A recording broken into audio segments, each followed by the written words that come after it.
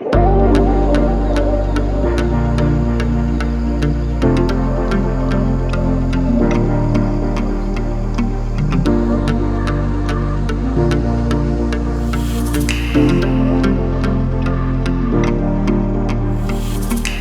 team, Ben here from Built to Fish TV, and welcome to this Daiwa Angler Talk presented by Daiwa New Zealand. Now, over the last week or so, Daiwa asked you guys to submit some questions around southern bluefin tuna fishing. We've had a really great response, and hopefully today I can answer some of those questions for you guys, and hopefully it'll result in you guys catching more tuna. The southern bluefin tuna fishery in New Zealand has really exploded in popularity in the last few years. It's only really been a recreational fishery for 5 or 6 years. Our mates over in the commercial longline fleet started sharing a little bit of information. They let us know that those migratory bluefin tuna actually come a little closer to the coast than we previously thought, and it's really opened up an amazing winter game fishery that we're really excited about. Now, before I get into this video, bluefin tuna fishing is exactly the same as all other types of fishing. There's more than one way to do it right. Everyone has different gear they like to use, different techniques they like to employ. They've all got their favourite lures, and none of them are right or wrong. All I can talk to is the things I've done that have helped me to have some success, and hopefully I can share them with you and they'll help you have some success. Now, one of the first questions everyone asks is, what is the optimum trolling speed for bluefin tuna? When I'm marlin fishing, I have a very specific RPM range. On my boat, which is a 750 Surtees game fisher, I've got a 250 horsepower, four-stroke Honda, and I troll at 2,250 RPM. On a calm day with no current, that results in a boat speed of about 6.7 to 7.3 knots. Obviously, if I turn into a current or go down current, or turn into a sea or go down sea, my boat speed's going to change. But if I look back at my lures, they're still working, and I know that at that RPM, I've got good harmonics, my lures work well, I raise marlin, and I ultimately catch marlin. When I'm bluefin tuna fishing, I try and troll faster. I haven't got the same experience, and I haven't got the same confidence in my systems because I haven't caught as many bluefin tuna. So I pay a lot more attention to what my actual boat speed is, and I try and keep it somewhere between 7.5 and 8.5 knots. So I guess a knot or so faster than what I'd trawl for striped marlin at. The unfortunate trade-off is you're going to burn more fuel at that higher RPM rating, but it's a necessary evil, and we all know as game fishermen it's not a good way to save money. The next question I get a lot is, how far do I run my lures back? Particularly when I'm comparing it to trailer boat fishing for marlin. Again, there's a pretty general rule of thumb, which is you run your lures further back. When I'm marlin fishing, I run a very standard staggered lure system. I have a short corner, I then have a long corner, which is a wake or two back. I'm running my short corner about 3 wakes back behind my dredge. On the 4th wake, I'll run a long corner. On the 5th wake, I'll run a short rigger. On the 6th wake, I'll run a long rigger, and then I'll run a shotgun all the way back. When I'm setting up my tuna spread, I run everything 3 or 4 wakes back, quite a lot further back than I would for marlin. And I also, instead of staggering them, I have them parallel to each other, creating a very symmetrical spread. When you're marlin fishing and you have your lures parallel to each other, you run the risk of a marlin coming outside into your spread, biting a lure, and then immediately jumping across the line of the lure right next to you. Tuna don't jump when they bite, so you can run your lures staggered. So what I'll do is I'll run my 2 corners side by side. I'll then run my 2 riggers side by side. I'll have a very long shotgun, and then in the middle of that square that's created by my riggers and my corners, I'll run a second shotgun on a spreader bar, which is something we'll talk about in a little bit. Okay, now you know what speed to troll at and how to set your lures in your spread. The next question I got asked was, what are my favourite lures? I'm running a full spread of Bond's lures, and just like when I'm marlin fishing, I'm running a wide range of colours, sizes and head shapes to try and maximise my chances of matching the bait fish that my target species is eating. Unlike when I'm marlin fishing, instead of running 5 lures, I'm running 6 for the tuna. I'm running my 2 corners, my 2 riggers, a short shotgun and a long shotgun. The lures you'll definitely find in my tuna spread are at least a couple of bullet head lures like this Bond's weapon. It's great in the long positions, the shotgun or the riggers, and the tuna absolutely love them. There's a few different models that Bonds makes. This is the weapon. There's also the Data, the Exocet, the DLB. They all seem to work really, really good on the tunas. Closer to the boat, I'll run a cup face lure like this Bonds D-Shackle. That's absolutely deadly on the tunas. Has been a real performer this year. And on my other shorter lure, I'll run an angle face lure like that Bonds Undertaker. The other difference when I'm running my tuna spread is that I'm adding teasers to the actual lures as opposed to just running them as separate hookless teasers. And that leads me on to my next question. What's my preference between spreader bars and daisy chains? Now, before I answer that question, I'll take a little bit of a step back and explain what daisy chains and spreader bars are. This here is a daisy chain. It's basically a string of rubber squid. When I'm marlin fishing, I'll run one of these on each side of the boat with a big soft head hookless lure as a teaser. I run them very close to the boat and they're awesome at popping up marlin. When I'm fishing for tuna, however, instead of attaching a hookless teaser lure, I'm attaching a tuna lure with a hook in it. So I run 2 of those. They're running closer to the boat, making the most amount of noise, and those are on my shorts. On my longer lures, I'm running a bird. On both of my rigger lures, I run that on my longer lures, and that skips along the surface, makes a nice amount of noise, and again, the tuna really love that. And on my short shotgun, I'm running a spreader bar. It's basically a one-dimensional dredge or 5 small daisy chains all on a piece of wire, and on the central daisy chain I attach my jet head lure, such as the Assassin. Jet head lure, which means there's holes in the end of the lure, the water runs through the lure and it makes a nice little smoke trail out the back. So that's what I'm running in terms of the teasers on my lure. The reason I'm doing that is because it's creating the maximum amount of noise, the maximum amount of commotion, and those fish deep down in the water are seeing that as the spread goes over the top of them. They're coming into the spread, they're getting fired up, they're coming forward towards your lures and they're eating. The reason you can get away with running all these teasers when you're chasing tuna is that when a tuna eats a lure, it doesn't jump. If you had all this stuff with a marlin, it would come out of the water, do its window wiper, it's going to create a hell of a mess, it's going to have weight close to the lure, it's going to maximize the chance of that marlin being able to spit the lure out, whereas a tuna's going to grab it and run, and it actually helps to create a bit of drag in the water, which I think subdues the fish a little bit. That's not why I run them. The reason I run them is because I think it helps raise tuna, and I think you get more bites.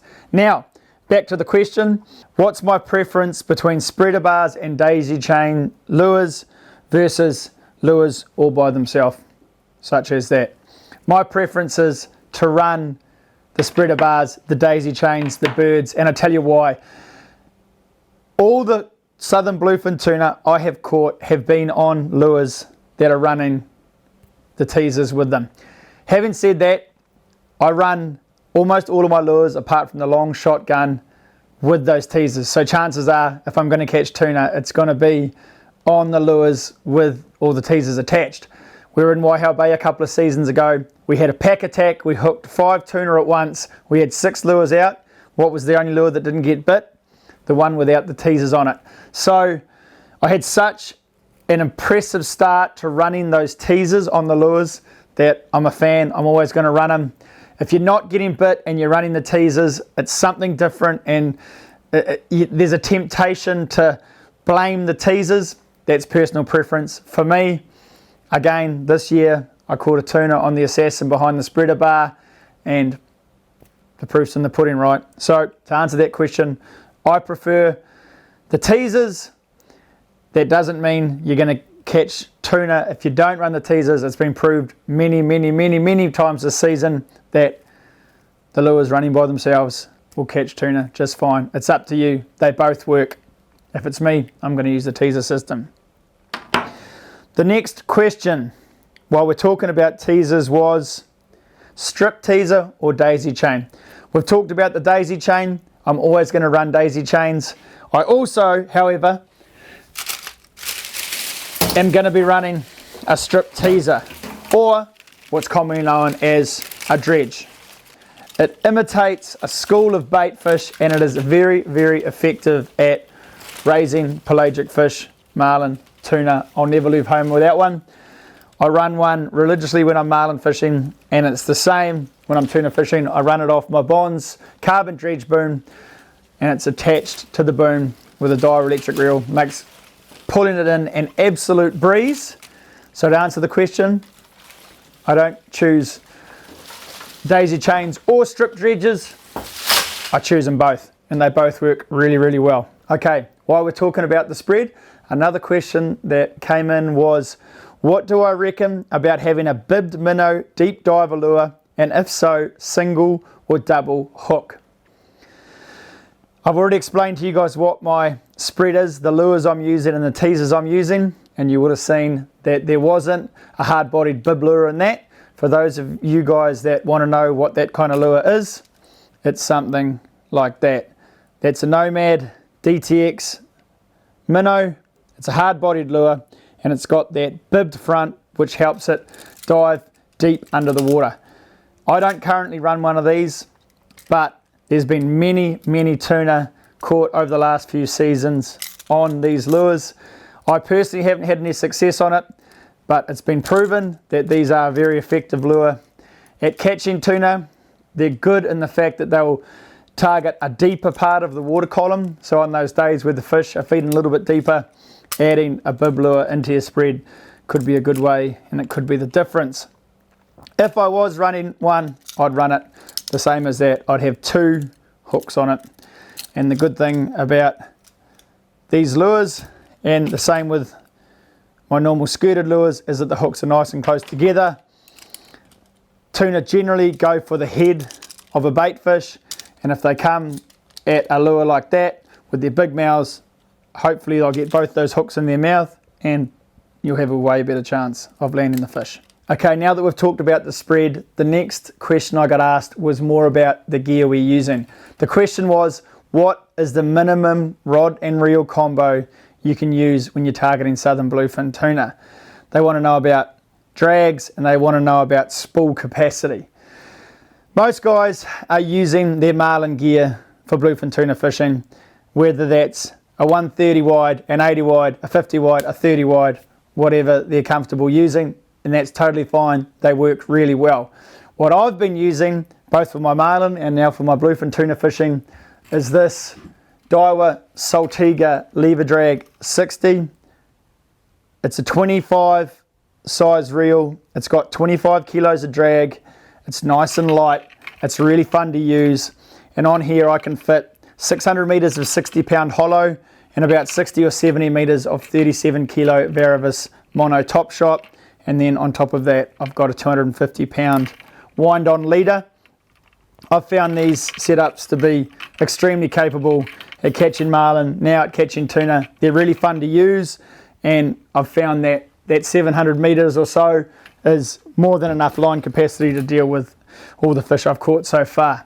Having said that, most of the time you're targeting southern bluefin tuna, you're going to find yourself in depths of 1,000 meters or more.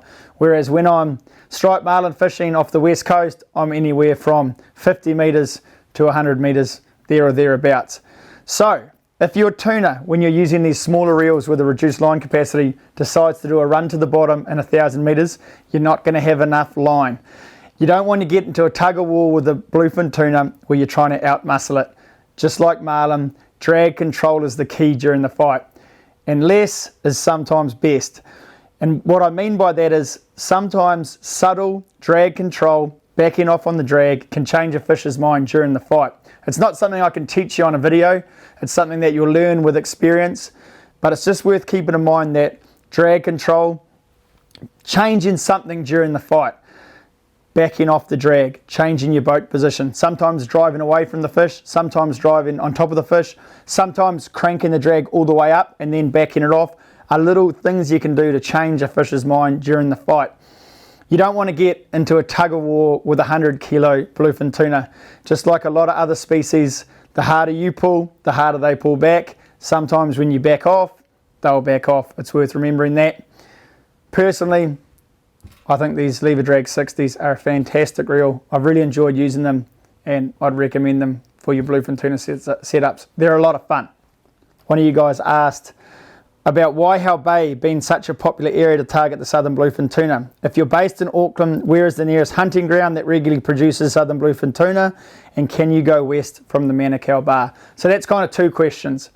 I guess the closest place for you guys to target bluefin tuna in terms of proximity to a boat ramp would be somewhere like out the back of Great Barrier Island. In terms of driving, I would probably suggest later on in the run, when the fish are coming closer off the back of the Aldermans, off the Coromandel Peninsula, then that's probably a pretty good bet. The closest they get to the coast is Waiho Bay, hence why it's so popular. I guess it's up to you how much you want to spend towing your boat, how much you want to spend driving your boat. That's personal choice. The question about the Manukau, I've been told that commercial longliners catch them all the way from Fiordland, up off Nelson, off New Plymouth, then up off Raglan and the Kaipara and onwards. So yes, the tuna are off the west coast, the Manukau. However, the problem there is how much further you've got to go to get them. The 1,000 metre line is at least 50 nautical miles, probably further. There's a lot less boat traffic out there. There's not much information sharing. Go on, go give it a go. I'd love to know that off my beloved west coast, recreational guys can go and catch southern bluefin tuna. They will be there. The question is, can we find them? Next question was, when are the best bite times? The best bite times are when the tuna are biting. Stupid answer. What I've found is it seems to be early in the morning and late in the evening. In my limited experience, that seems to be the most productive time. That's when the radio really lights up with people getting bites. After that, I would say in that hour and a half either side of the tide also tends to be a very productive time for bluefin bites and for marlin bites. So first thing in the morning, change a light, all types of fishing. That change a light is the most productive bite time. It's exactly the same with the bigger species. After that, I would say that hour and a half either side of the slack tide. And around bite times, the next question is, how does the moon phase affect the bites? Talking to the commercial guys, they really love that 5-day period leading up to the full moon and then the bite on the full moon. In a perfect world, that's when you're going to go and target your bluefin tuna. This year I got told by a couple of mates, don't bother going fishing. It's the wrong moon phase. There was a nice little weather window. A bunch of people went fishing and they all caught fish. What I think really is going to dictate as a recreational fisherman in New Zealand when you can go fishing for bluefin tuna is A, the weather, and B, how close they are to the coast. So I'd be way more concerned about picking your weather window. You're going to go a long way offshore. It's at a pretty inclement time of the year for weather. I'd be more worried about the weather forecast and the moon phase. If you can time it with a good weather window and a good moon phase, your chances of success are just going to go up and up. Well, while we're talking about going offshore, I've had a question asking, what gear should I take for offshore fishing? There's a few things you want to have on your boat, regardless of whether you're going inshore or offshore. Number one on that list is a life jacket for everybody on board. They need to be high quality, in good condition, and everybody on board needs to have one that fits them, and they need to know how to use them, particularly if they're inflatable ones. You also need preferably 2 forms of communication. You cannot rely on a cell phone when you're offshore. You need to have a good quality, high-powered, working VHF radio. You need to know how to use it. You also want to have fire extinguishers on board. There's nothing more dangerous on a boat at sea than a fire. I've got 2 fire extinguishers. Fingers crossed I never have to use them, but you want to have those on your boat as well. You want to have a way of being seen. A flare kit, very, very important. You also want to have an EPIRB, an emergency locator beacon. these days you can have very high quality GPS enabled EPIRBs that will send a precise location to rescuers when you activate them. It can really make a difference when there's a search in the big wide ocean. There's a bunch of other stuff you can add to your boat, some spares, a basic toolkit, lots of food and drink, sunscreen, manual bilge pumps, but communication, fire extinguishers, life jackets, flares and a VHF radio are the real important ones. You've got to have them if you're going on an offshore fishing adventure. Okay, so the next question I got was around using your sounder to find fish. The question was, are you looking for the tuna on the sounder? And if so, what settings are best? Well, I jumped on my boat and I filmed a wee video showing you what settings I used. But just to give a recap, what I'm doing is I'm setting up my screen in a custom combo with all the information I want to see when I'm game fishing. I'll have my sonar, which will be split into a range of 150 meters, and then the top 50 meters, I'll have my chart, and then I'll have a graph showing the water temperature. When I'm setting up my sonar, I am looking for tuna. The best settings I've found for doing that are setting my range to 150 meters. So I go into my sonar settings, I go to the range function, and I set my range at 150 meters. When you're in really deep water and your sonar is trying to find the bottom the whole time, it sacrifices the image you get in that area, particularly if you're in very deep water. So what if you set the range as opposed to the zoom to 150 meters, your sonar is concentrating only in that top 150 meters of the water column, which is where the pelagic fish you're targeting are going to be. Then I set my screen up, once I've set the range, to a split zoom, and on the second screen I'll zoom in to the top 50 meters, so then I can see the fish that really we're targeting. It's nice to have that other 150 meter range so you can see if there's any big bait schools. I don't want to miss anything there, but in reality what I'm really interested in is that top 50 meters. What I'll then do is I'll go to my echo stretch function and I'll increase the echo stretch. That will stretch out the returns I'm getting on my sonar. It'll make an individual fish stand out more, particularly if they're fast moving fish like tuna.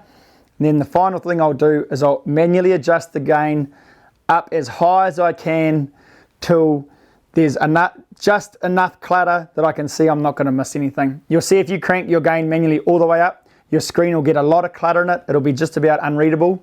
What I'll do is I'll push it all the way up till there's enough clutter that I'm happy to deal with, but I can clearly see bait and the fish that I'm targeting. So the answer to your question is yes, I am looking for tuna on my sounder. It's a very important tool for all my game fishing, and hopefully those settings will help you set your sonar and sounder up as well. Okay, so you're lucky enough to have caught a bluefin tuna. The next question I got asked was, how do you deal with the fish once you've caught them? Tuna are a very warm-bodied fish. They've got really hot blood in them, a lot of blood in them, and when you stick your hand inside their gut cavity, you won't believe how warm they are. It's really crucial once you catch that fish to get all the blood out of it, to get the gills and the guts out of it as quick as you can, and to pack it on ice. What you'll find when you gaff that fish, particularly if you gaff it around the head or gill area, which is a really good idea because you don't damage any of the flesh, it'll bleed a lot of its blood out right there in the water. Once you've got it on board, put a small nick upwards along its lateral line, get any excess blood out of there, get your wash down hose, flush it out, then open up its gill area. You'll see a membrane there attaching its gills to its body. Cut along that, remove those gills, tear them out, leave them attached to the guts though, and then make a circle around the bum hole of the fish, and you'll be able to pull the guts and the gills out in one complete package. You'll be surprised that there's not really a lot of guts that come out of those big fish, and you'll notice when you put your hands inside that fish how warm it is.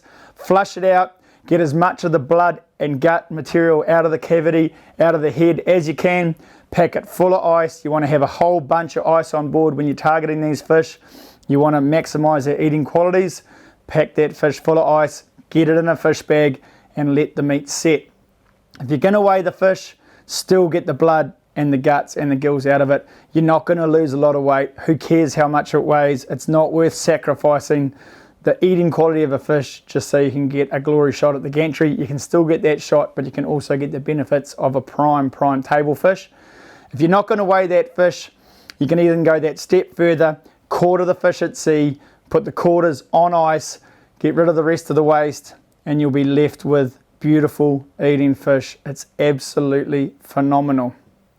And while we're talking about the eating qualities of the fish, I got asked what my favourite recipe for eating Southern Bluefin Tuna is. For me, there's no better meal than raw bluefin tuna sashimi. If I want to zhuzh it up a little bit, I'll cut it into lovely slices, drizzle some sesame oil over it, crush up some wasabi peas, sprinkle that over it, sprinkle some dried shallots, and then I'll put a nice line of Kewpie, Japanese mayo across it, dip that in wasabi and soy sauce. It's absolutely delicious. Or just straight, fresh bluefin tuna dipped with a bit of wasabi, a bit of soy sauce. It's absolutely to die for. This year I also did a lovely tataki. I rolled the tuna loins in peanut oil. I then coated them in black and white sesame seeds. I seared the fish briefly on each side, made up a nice tataki sauce, drizzled that over the top of it. Absolutely divine. There's so many beautiful ways to eat it. I'm sure you'll find something delicious when you catch one of your own. Another question I got asked was, what note do you offer the fish gods on a slow day? I assume that means what sort of dollar bill denomination do you put under your line. You might have seen that on slow days. Some superstitious guys will run out a bit of line and they'll try and buy a bite. They'll put a $5, $10, $20, $50, $100 note under their line. If that lure gets bit, the line comes out, you sacrifice your note to the god. I don't subscribe to too many fishing superstitions. I like country music. Eating a feed is a good way to get a bite, but the best way you can maximize your chances of catching bluefin tuna is to be in a spot where bluefin tuna are. Talk to people, study your sea surface temperatures, get online, see where people are catching them, look where the other boats are fishing, be respectful of that, but use all the information you can gather to go out and find them for yourselves. Look for the bait, look for subtle temperature breaks, look for current lines on the water, something different. Use all your senses to try and find those fish. I reckon that'll work way better for you than sticking a $20 bill under your line. And the last question was, what's the best beer to raise them? I don't know, everyone's got their favourite, but what I will say is, don't drink beers and get on the VHF radio. Anyone that was out bluefin fishing this year knows what I'm talking about. So do it in moderation. All right, team, that's all the questions that I got through. There was a few variations of similar ones there. Hopefully those of you, if I didn't answer your exact question out of all the information I tried to share in this video, you got a little something to take away. What I will say is the Southern Bluefin Tuna fishery is a magnificent fishery. We're very, very lucky to have it in New Zealand. It needs to be respected, it needs to be looked after, but most of all, it needs to be enjoyed. Take heaps of ice, respect your catch, be courteous out there, and have heaps of fun, team. Good luck. Yo!